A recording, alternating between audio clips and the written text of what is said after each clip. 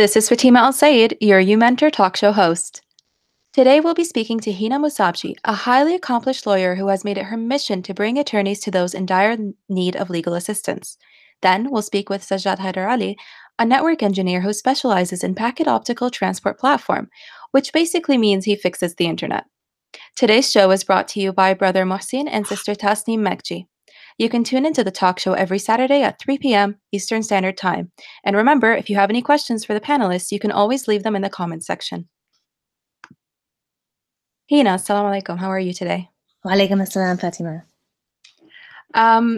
So you have had a very long career path and with a lot of twists and turns to get to where you are. Yes, I have. It's been quite the journey. Yes. Can you tell us a bit about how you started off and how you got to where you are now? Well, that's a long story, but I'll try to abbreviate it as much as I can. So I started out, when I grew up, I was kind of surrounded by medical professionals. That's what I knew through my family and our friends and our social circles. So, in my mind, you kind of or try to follow the path of what you're most familiar with and what you're surrounded by. So, all my life I thought, you know what, yeah, I'm going to be in the medical field. I'll be a doctor, right? Mm-hmm. And of course, nothing could make my immigrant parents prouder to hear me declare that since I was like 5 years old. Yeah. But as the journey continued, I got to undergrad and university level. I had a little bit of like a wake up call, like, you know what, this is all I knew, but I didn't realize what all else was out there. Mm-hmm. And this might not be what I'm best suited to do. And it's probably time to make a change. But as oftentimes happens, and when you're an undergrad, you want to explore and you're not really sure what you want to do, and that's okay.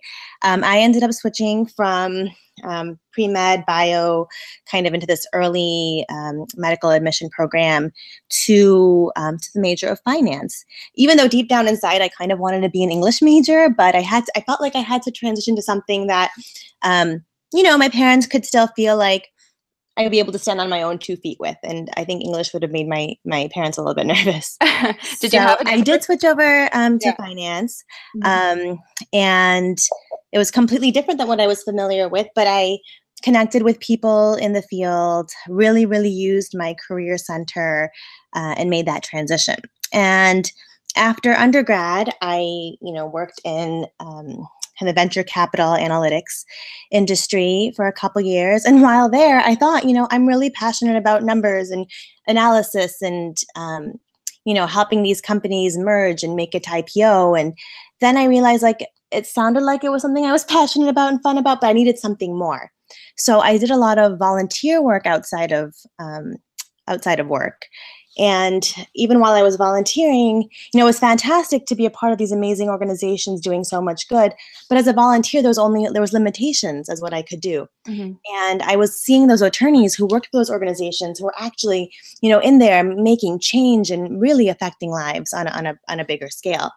And the environment, working, in New York for an investment firm was cool, but it just wasn't the culture that I felt, that I was going to flourish in for the long term.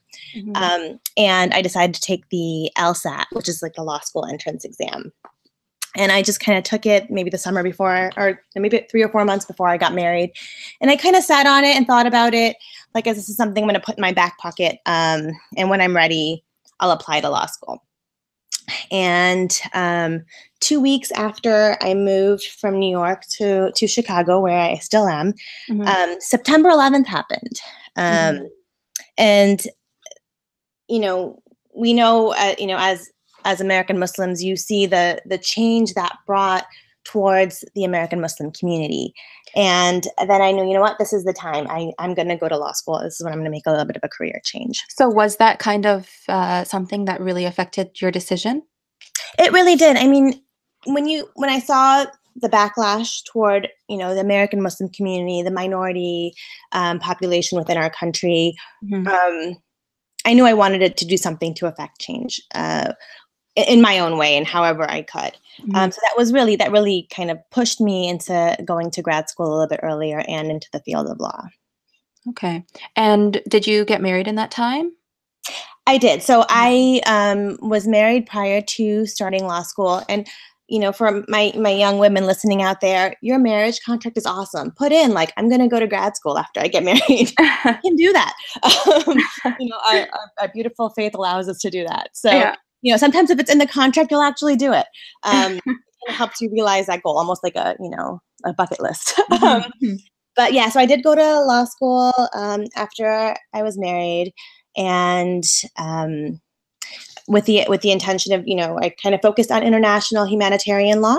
Mhm. Um, and throughout my law school career, I made sure I got a ton of experience, whether it be in, kind of nonprofit social justice type institutions, or with the government, or with private law firms, just to kind of, get that wealth of experience, but also see like, where am I best suited? Where do I feel like I can make the most impact? And if you didn't have that experience with the volunteering and everything else, do you think that you would have been able to right away get into working?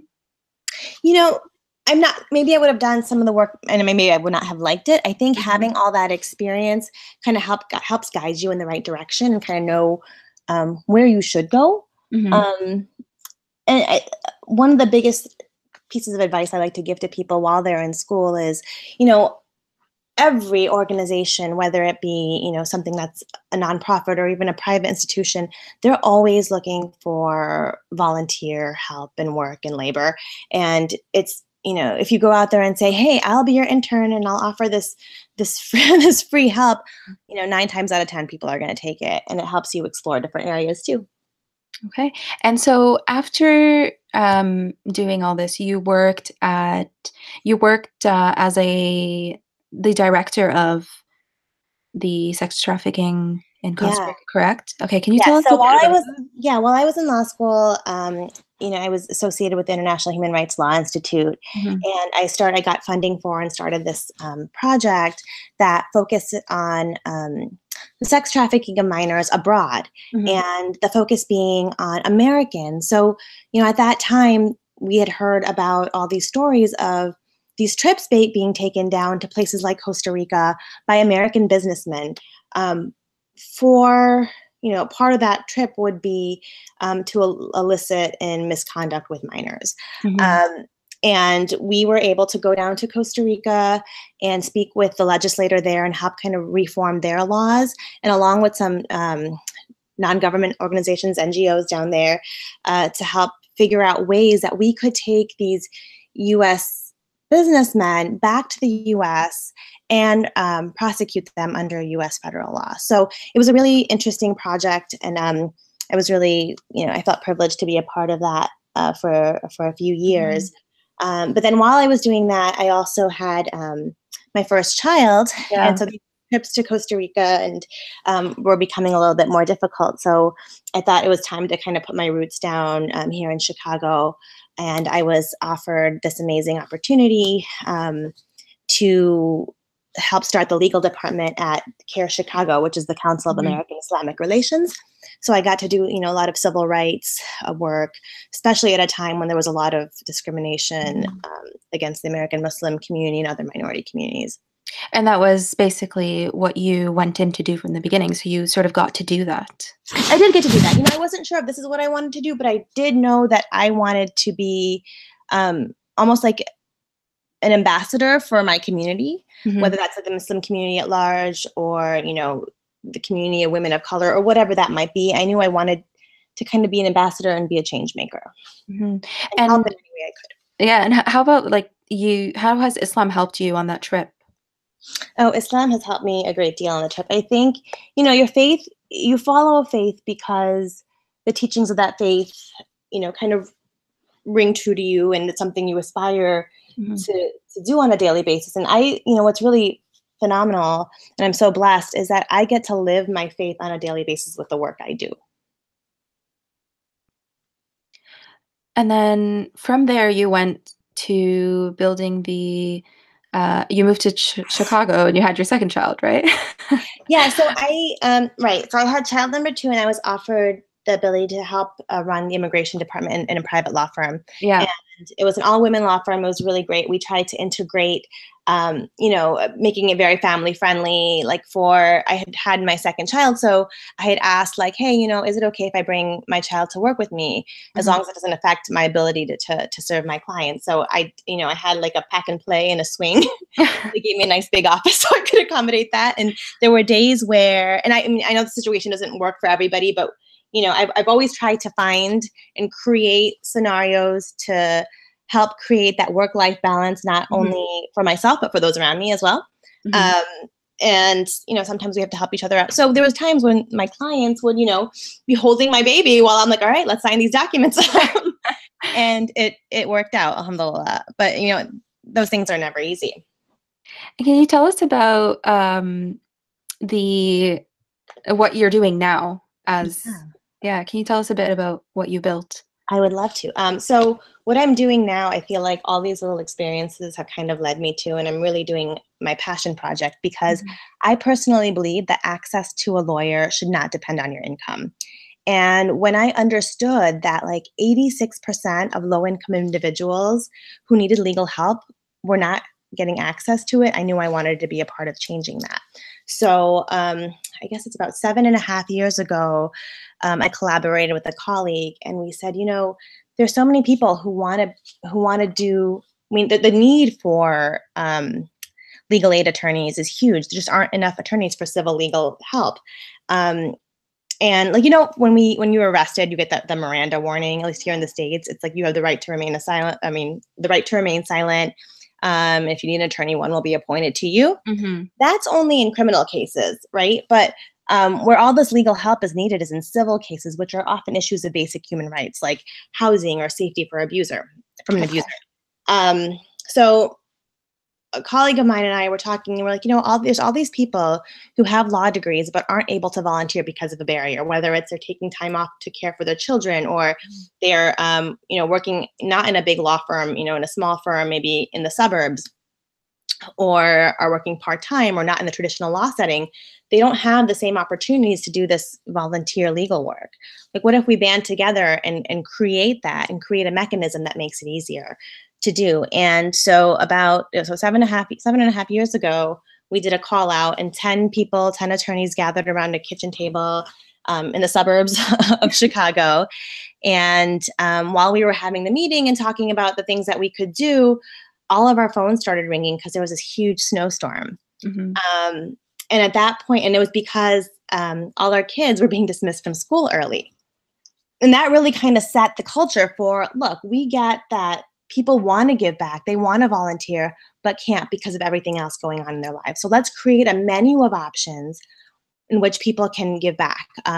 Whether it's like a one and done workshop or clinic where you meet with that client, do this quick direct service, and you're done, or it's something more long term where you have a client for over a period of time and are going before a judge to advocate for them. Advocacy, and we even have projects that you can even do at home in your pajamas. The need is so endless, and sometimes these little pieces that a legal professional or a volunteer can do means huge change in that individual's life. And you guys started off with 10 attorneys, and now how Now much? we're 300 volunteers strong. That's amazing. Alhamdulillah. Yeah. And, tens of thousands of hours of legal volunteer work, thousands of clients helped. It's, when we look back to how we started and what we become, we had never envisioned we'd become a nonprofit organization. We thought we'd be a group of attorneys who were going to support each other, and kind of make this justice gap a little bit more, Mhm. a little bit more fair. And it's turned into something bigger. So what does a day in your job look like? Oh, wow. My day varies from day to day, which is, I think, what kind of keeps it exciting and keeps me loving my job. On a given day, I might be, training attorneys, or jumping in for one of our volunteers who can't make that court appearance before the judge for their domestic violence case, or their, divorce case or immigration case, or what it may be. A lot of times it's, we built this thing that started from 10 attorneys, is now so many volunteers strong. and I really like to focus on, if we built this, I want us to be able to sustain it. So a lot of my time does go into telling the stories of our impact and, writing grants and meeting with funders, because if we've created this, I don't want it to go away. I want it to keep growing. We've got this strong foothold in one county in Illinois. We're expanding into the second county. I'd like for, our 3-year goal to be, across the state in 10 years, Mhm. opening up chapters in multiple states. Now, how is that possible with the restriction of having to know the law in each state and having to have the Yeah, that's interesting. So yes, we get that most attorneys are probably not trained in, elder law issues like Mhm, dealing with senior citizens or domestic violence or immigration or housing. But what's unique about our little innovative ideas, like we get to call it, is mhm, we bring the training to you. We partner you, and we also, make sure we record them and have access online. We partner you with another attorney, so you're not going into this alone. We offer subject matter experts to kind of hold your hand when you're doing a case for the first time. We offer offices that you can come meet with your clients, and you can come meet with the staff and the directors, and we'll help you through. So it's a lot of support, because we find that the reason, at least in the legal profession, I think it's kind of across the board in all professions, that people don't volunteer is because, A, right, time. B, mhm. the second reason was knowledge, right? Not having the knowledge base to engage in another field of law. So you Um, sort of broken that barrier of not having the knowledge. yeah, we thought, like, what are the barriers to volunteering? Let's equip these attorneys to overcome those barriers so more Mhm, people are helped. And we did. We focused on, and I'll say when we started, I mean, now, not now that we're so big, but when we first started, we focused on that stay-at-home attorney mom, that mother who chose to take a break from her career to do the much more noble and more difficult job of raising a family. mhm, Um, and we knew she wanted to volunteer because she was volunteering at the school, and she was volunteering, with the community activities, and that's all great, and that's fantastic, and we need those volunteers too. But being an attorney, I know how hard it was to train and take the bar, and you have this amazing skill set that can have such a huge impact. So if we mhm. created these venues and these avenues to allow, for this attorney, what we were focusing on was that stay-at-home mom attorney to volunteer. We discovered that that didn't just work for the stay-at-home mom volunteer attorney. It worked for the part-time attorney, the attorney who, you know, wasn't working in the city or didn't have time to do pro bono work in their legal setting, but these little bite size and Mhm. support based structure enabled them to. What has been the biggest eye opener for you? I think the biggest eye opener has been like just like small pieces of service, like, like I believe some of these recent cases we have, like Celia should be able to stand up before a judge with a lawyer by her side so she can be safe from abuser, right?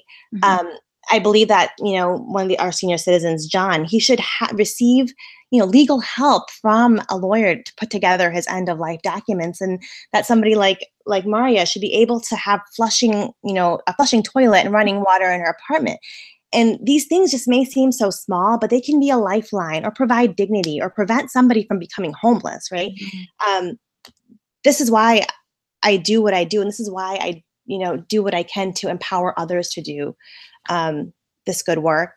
Because just these little, a few hours out of your day or life can mean whether somebody is evicted or not, or has to be in an unsafe situation or not, or making sure that a child of an incarcerated mother has all his things in order. So while his mom's in jail, he's got guardianship and everything in his life or her life is in order. So, I think that's been the biggest eye opener, that Mhm. a little bit of your time can make a huge impact on somebody else's life. And you sound extremely passionate about, your job when you speak about it. So where do you draw that inspiration from? Oh my gosh, I draw that from everyone around me. I feel Mhm. like, you know, um, people tell me I'm high energy and I have all this energy, but I think I suck it from the people around me. Like, speaking to people and just meeting people who are doing things that are, even more incredible than I. I kind of thrive off of that, and um, I don't know. I've had some great support along the way. Our community in Chicago, our faith based community. Is pretty awesome. My family's great. My neighborhood's pretty cool. I think all those things have kind of I don't know, help draw this passion in my journey, like all Mm. my experiences, right? All these different experiences. And, I've had some experiences that are not like the most wonderful, but I see how those have helped me kind of become who I am and kind of lead me to this passion I have. Was there anyone in high school that it sort of helped to influence who you became? Yeah, it's incredible how we just think of our teachers in a separate box, but those teachers can be incredible. My ninth grade social studies teacher or world history, I'm not sure what we called it in ninth grade, but Mrs. Mackey, may she rest in peace. She really opened up my eyes to like the whole world. So she taught us about world history, so we learned about different parts of the world. But what was so beautiful about the way she taught was even if she was talking about a conflict, she made us think of it, of the events thereafter, and brought out that goodness, like that goodness in people and that goodness in culture that's inherent, even though things might go askew. Um, and I think that kind of led me to constantly look and search for that goodness in people, no matter what situation I was in. And even though you didn't know what you wanted to do, entering university, you sort of knew before and just had to make your way there. Yeah, I think, sometimes, Allah subhanahu wa ta'ala guides you in strange ways. And, I say this is my passion now, but I'll tell you when I was younger, I thought medicine was my passion. And then Mhm. when I, was an undergrad, I thought writing was my passion. And I still love to write, and I get to do that a little bit in my job. Um, and then I thought, finance is my passion. So like, and it's okay to have these multiple passions on your journey and to get, and you know what, maybe if you talk to me 5 years from now, Fatima, I'll be doing something else. That'll be my passion. But I feel like Pro Bono Network is my baby. And we started the organization when I had my youngest, and it's kind of grown with her, I feel like. Mhm. Um, so I hope that when I do talk to you next, that I have gotten this organization across the state. Hopefully. Inshallah. And what would you tell, let's say, a young woman who's trying to follow your career path? What advice would you give her? Well, I would tell her first, don't follow my career path, right? Follow yours. And a story I like to share with, even when I talk about my organization or anything in life a lot, this it's a fable. I don't know if you've heard it. It's called The Flight of the Hummingbird. Mhm. And it's this story about, all these animals are in this large forest, and the forest catches fire. So all these animals run out of the forest, and they all gather on top of this overlook or hill that looks down onto where their forest was. And all the animals are standing there watching their home and their lives burn down.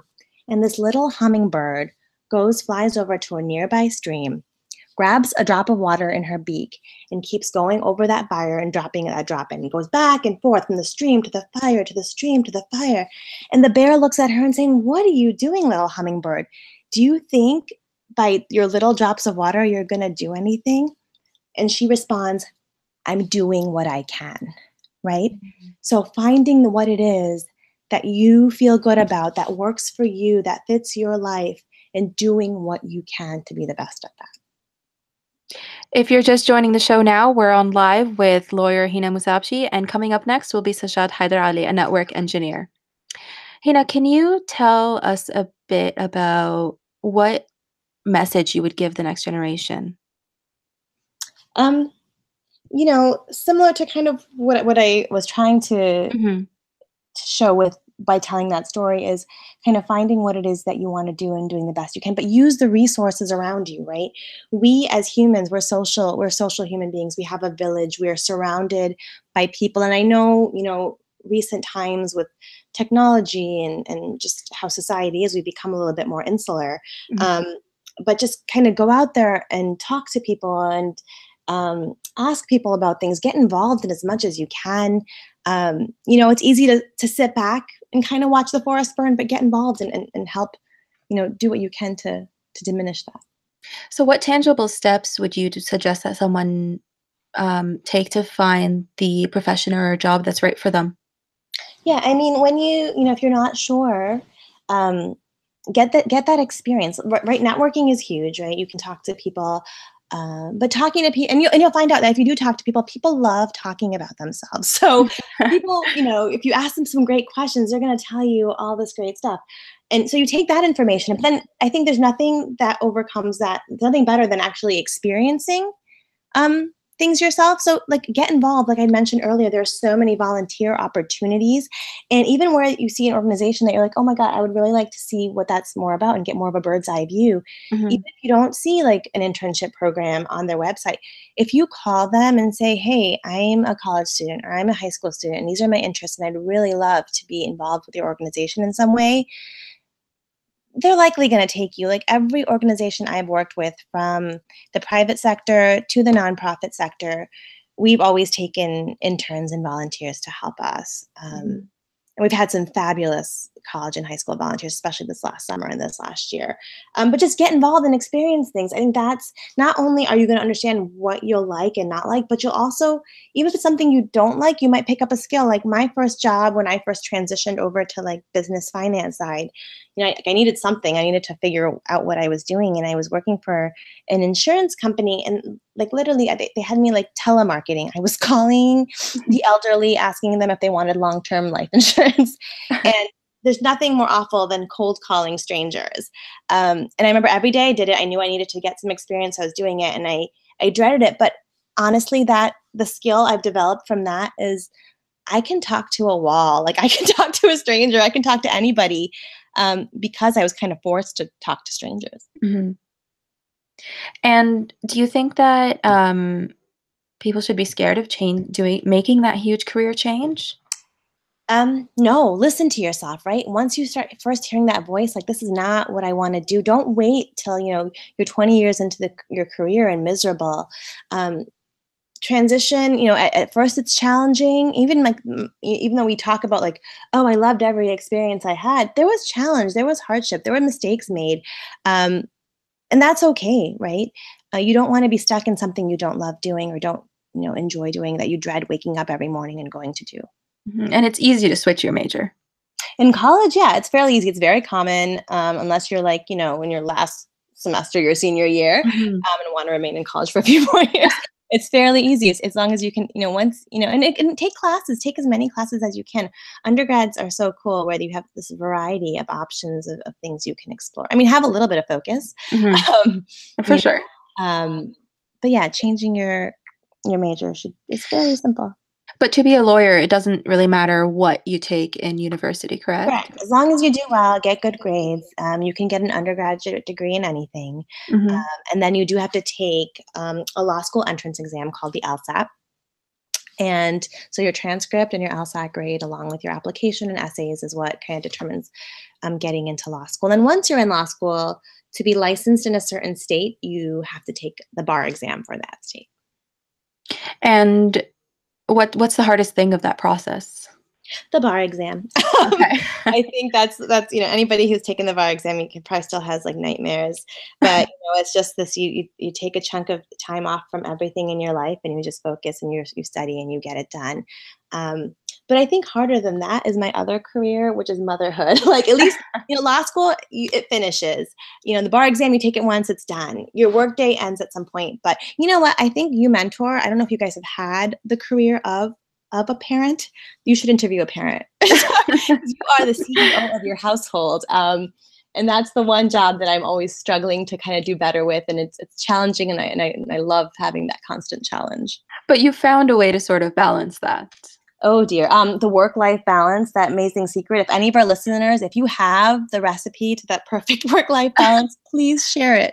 But I think along the way, as each of my situations, when had one child, then I had two, and then I had three, I really did work hard to create those opportunities for myself where they didn't exist, Mhm. so I could balance family and my career, um, and everything else I like to do, like play tennis. And Is there anything else you want to say to the listeners?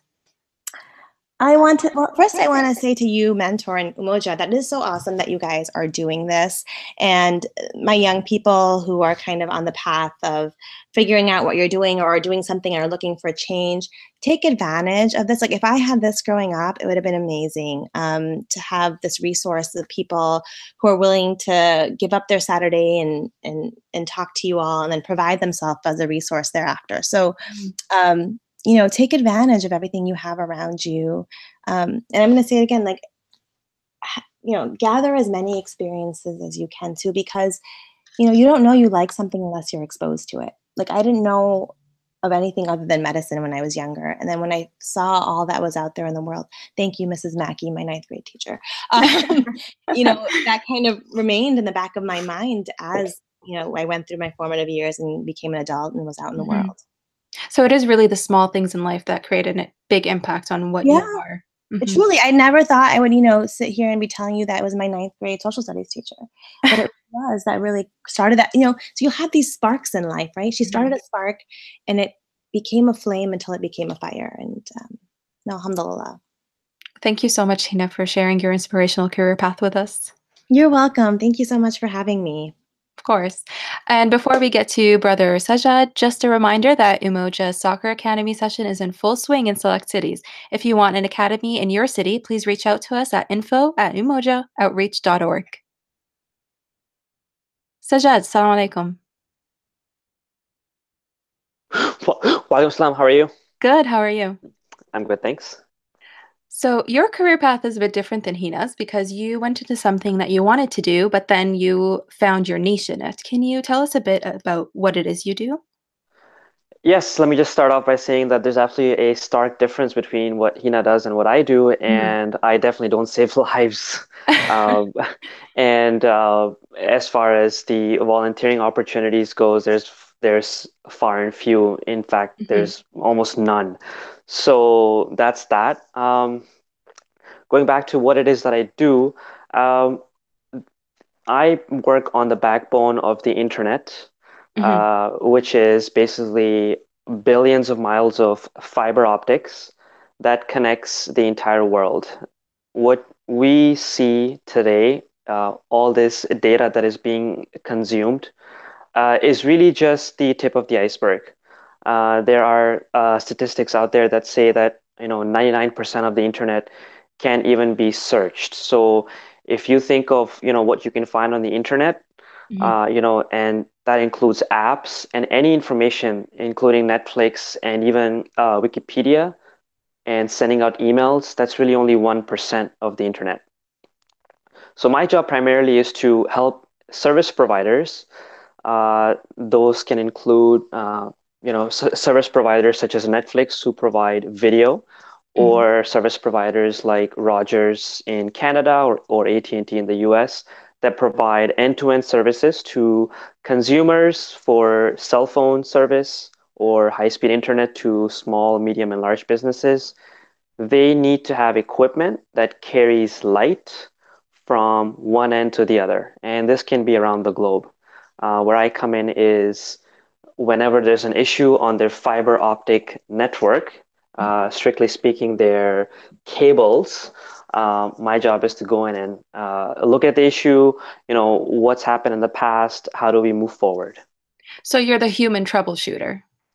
I'm the human troubleshooter. I come in when the equipment cannot for itself, tell the human what is wrong with itself, Mhm. because artificial intelligence is still developing, but there'll always be a need for a human being to understand what is wrong with the artificial in intelligence as well.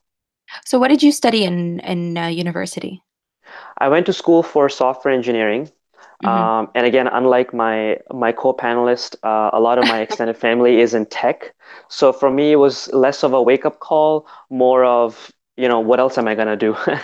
And as you're growing up, the conversations around the dinner table are more or less the same. Hey, what is it that you do? Well, I work in tech. Okay, well, what is it that you do? I work in tech too. So I think that really rubs off on you from a very young age. So I went to school for software engineering. I did my 8 month co-op term, and that's when I really started realizing, you know what, I need to find a niche for myself because engineering is a huge discipline. Even when you say that I'm a software engineer, it really means very little to another software engineer Mm. because you can be working on so many different products, especially in the last 10 years. Technology is growing at such a rapid pace that when you say to somebody that I work in IT, that could mean one in like let's say 10,000 things that you work on. Because it's So very you broad. it's so broad and it's always changing. There's no such thing as a particular technology at any given time that, is so popular that when you say to somebody, "Oh, I work in tech," they automatically assume that you work on this thing because it's changing every day. So when I finished my co-op term, I realized, you know what, this isn't quite for me. I don't want to sit behind a screen and be, typing code all day because that's the perception that people have. And I definitely didn't want to be part of that niche. And when I found my first job, I started realizing more and more what's out there. And it was just one after another series of events that was a wake up call for me, and I was extremely lucky to be placed in a situation where I was happy with the opportunity that was given to me. And what was your first job? My first job right after school was as a network engineer and specifically working for a company called Sienna. If you look at the history of Sienna, they had bought a huge chunk of assets from Nortel. Nortel was the leader in fiber optic networks and just networking, equipment in general, uh, globally up until I want to say around 2008. So Sienna had recently acquired their global assets because they had went bankrupt due to a financial crisis. Mhm. And my job was to come in and work on their flagship product and, understand the depth of that product, how it works, the insides and out, and help the end customer. And by end customers, I mean large corporations that employ all this equipment to then deliver services to their end customers. So you're the man behind the man. I'm the man behind the man, and maybe even the man behind that person. Behind the man. Okay. So you're not dealing with direct like people, customers like me, for example, calling up Rogers. You're dealing with the actual companies providing the service. I'm not dealing with consumers who are, taking advantage of a particular service. Hmm. I'm not dealing with consumers who are, for lack of a better word, consuming information off of the internet. And by internet, I mean any number of services. Uh, most people only think of the internet as what can be found online, such as, video services, making phone calls, sending a text message. If they are, studying in school, I want to be able to find something, those kind of things. So my job is to work with customers who are going to be deploying the equipment. So I think most people assume that when you're accessing information wirelessly, that the signal is going out over to a cell phone tower and then out to a satellite, and then it's coming back on the ground in another part of the world. That's not entirely true. Everything in the world is connected through wires.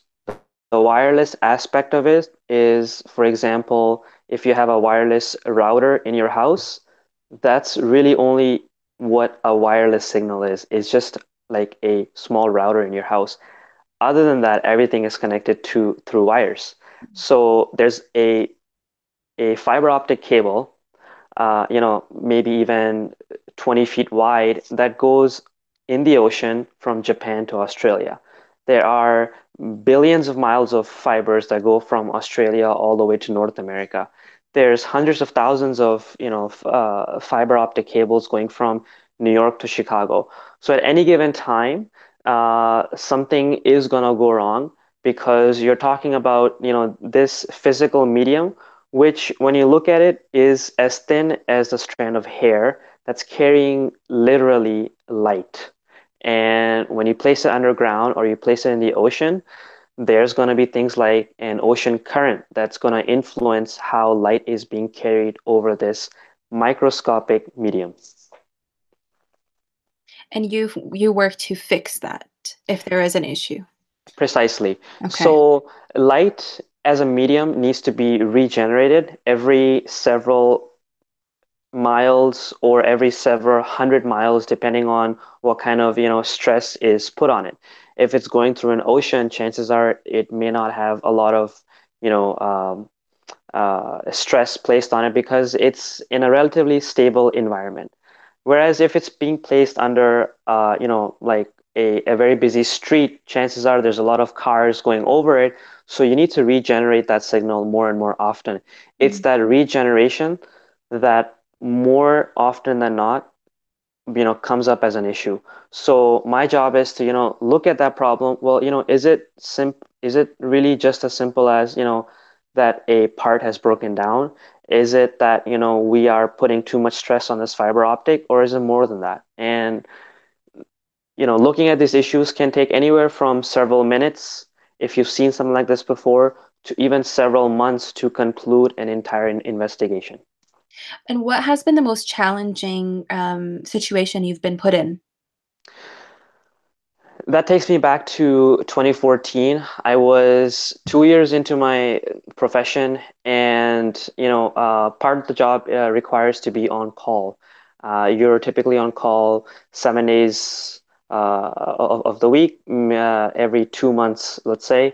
And as an on-call engineer, you're the first person that a large a customer is going to try to get a hold of when something goes wrong. These customers are very well aware of how their network is deployed. They are very well equipped to troubleshoot the issues on their own too.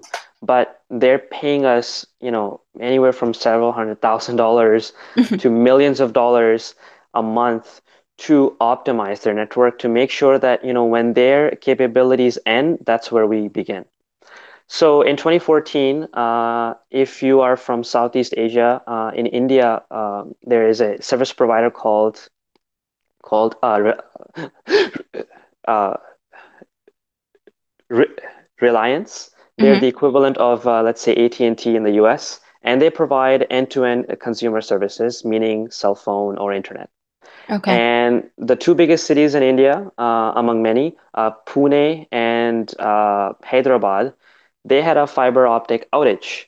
And at the time, when I picked up the phone, they said we have 100,000 people without service, and we have an SLA that we have to meet.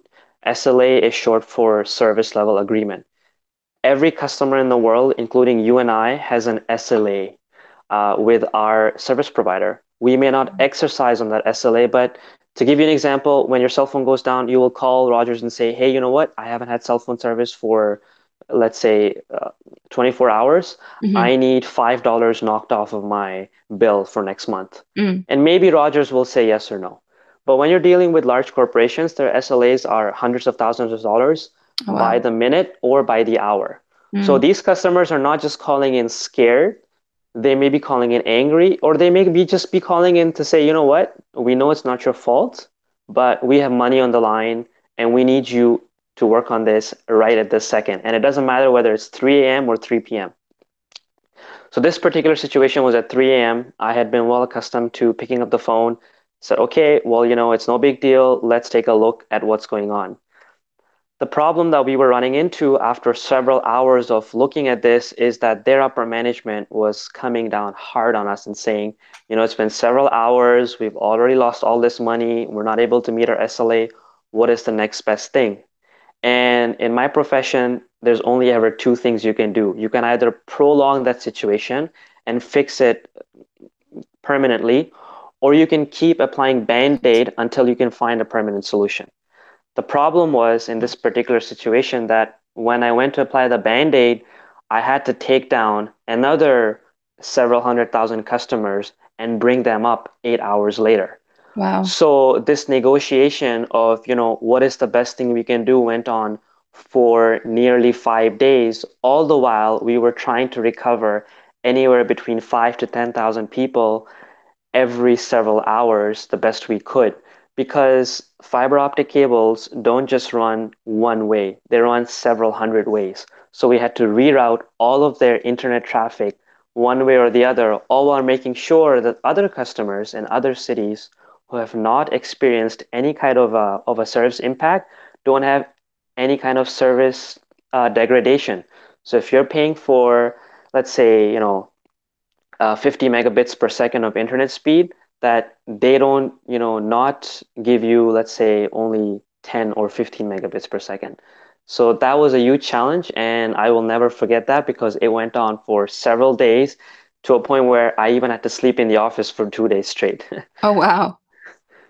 It sounds like it's a very high stress job at times. I think anybody who works in tech would tell you that technology comes with its, ups and downs, and definitely anybody who's in a technical support role will tell you that it is a high stress job. It's the adrenaline rush that for most of us is very exciting, and I think that's what keeps guys like me around. And it's what motivates us. It's what, makes me excited, and I always look forward to Mondays for that adrenaline rush. So you look forward to your job. I think if you enjoy what you do Mhm. in any profession, if I think if you're not looking forward to Mondays, maybe you need to reevaluate and ask yourself, am I really happy with what I'm doing?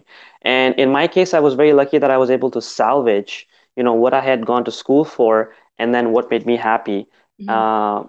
But it may not be the case for everybody. So if you're able to salvage, I think it's always better to you know take that road rather than wait for that opportunity to come your way.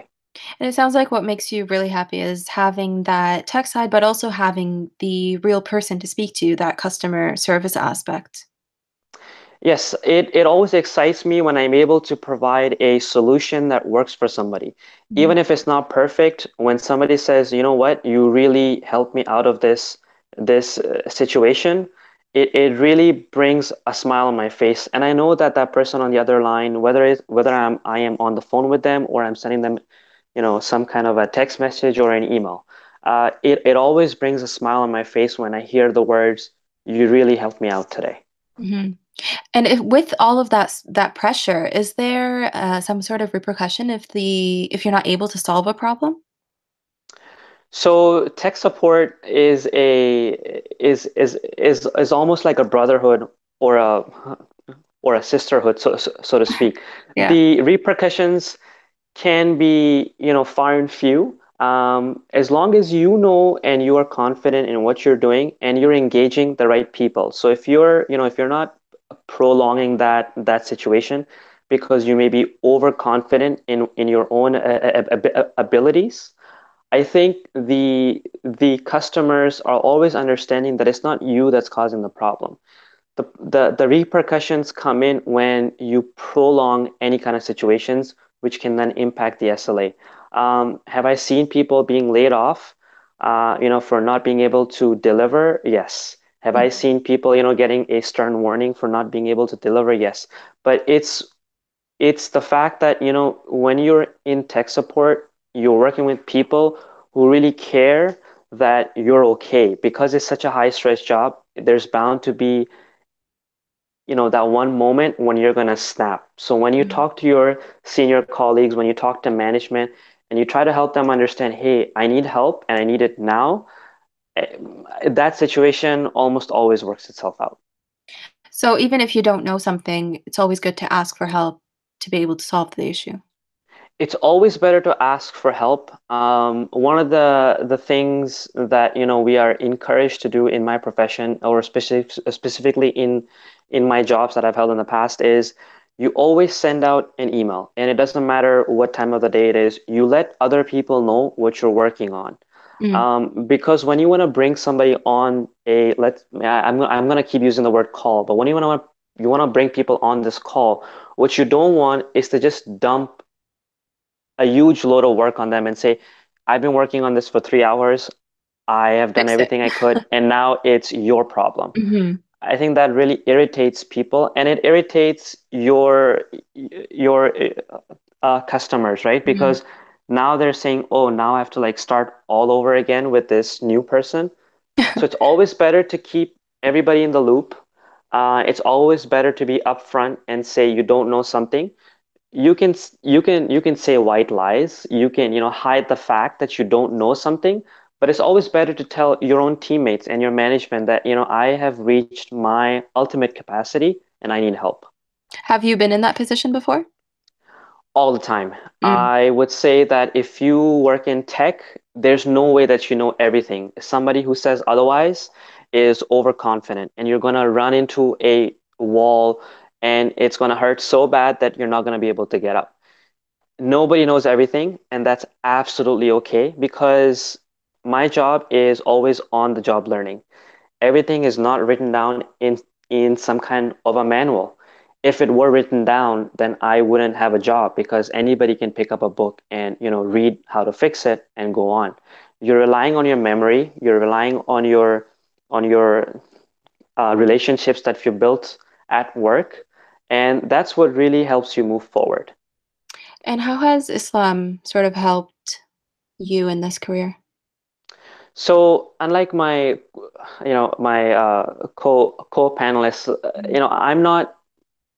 I'm not in this profession to necessarily help people have a better life, but I like to think that I'm doing humanity some kind of, I'm helping them out in some way. I think the internet is used for so much good these days that if when I'm at work and I'm sitting behind my screen and I tell myself, I hope that this end user that didn't have an internet service today, I was able to, bring them to a place where hopefully their life became better.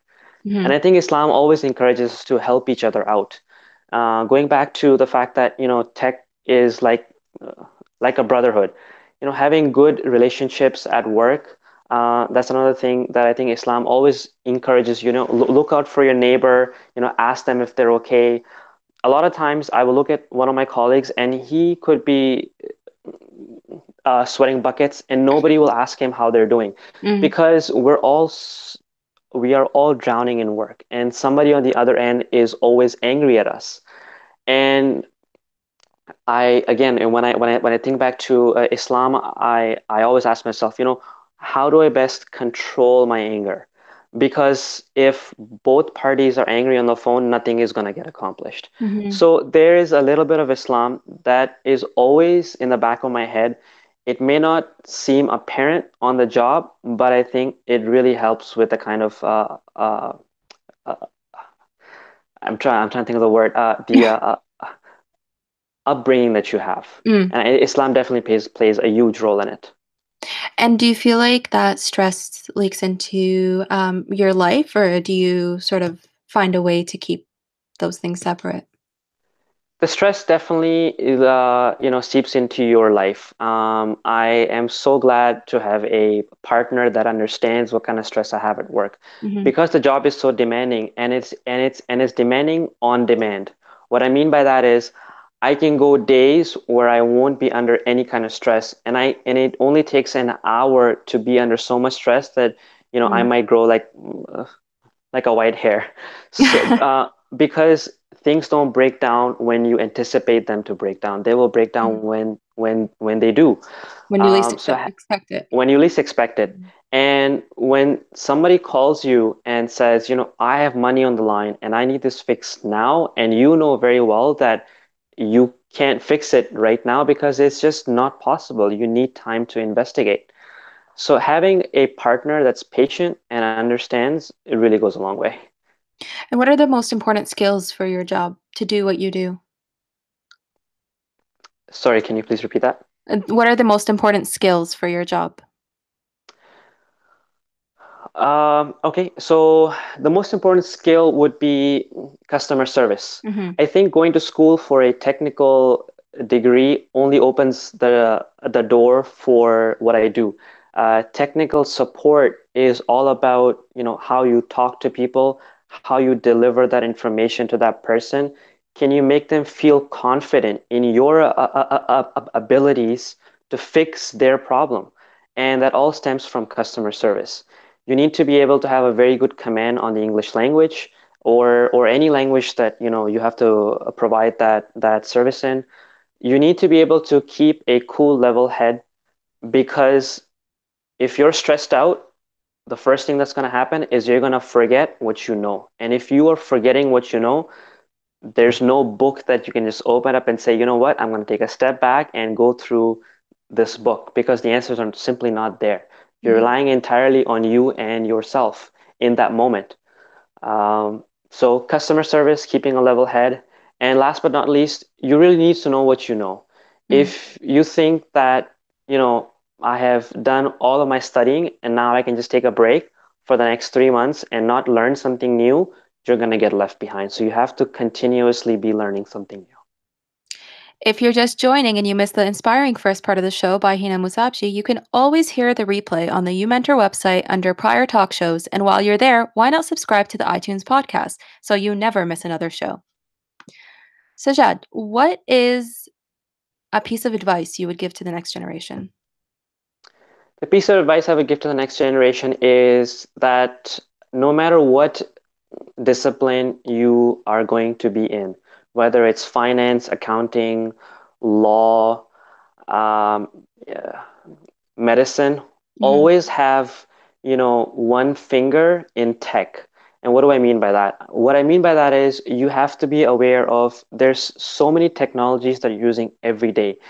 And if you just look at your cell phone, the number of apps you have, they all are going to utilize a different technology. It's absolutely okay if you don't know how something works, but awareness is key.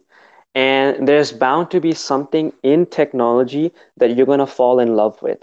You don't have to be an expert in it, and you don't have to use it every day, but you must be aware of how, what is the next best thing that's coming out. And if you can code even as little as 10 to 15 lines, it's going to go a long way.